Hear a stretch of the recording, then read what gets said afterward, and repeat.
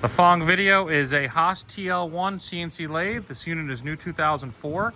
Chris is going to run a brief video demonstration for us today. All right, let's just go ahead and run the axis real quick. We'll start with the Z axis and move it forward and back. This is the Z.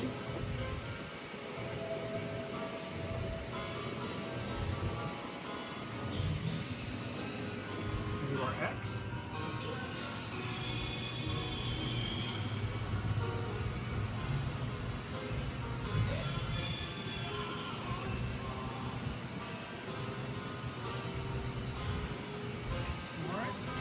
NDI, we'll do a spindle test. We'll start at 500 RPM.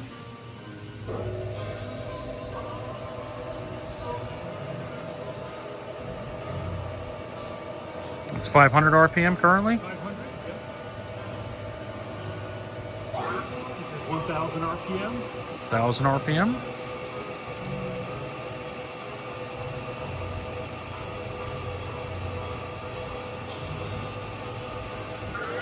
And that is 1,800 RPM, and the maximum RPM of this machine. 1,800 RPM. That's top speed.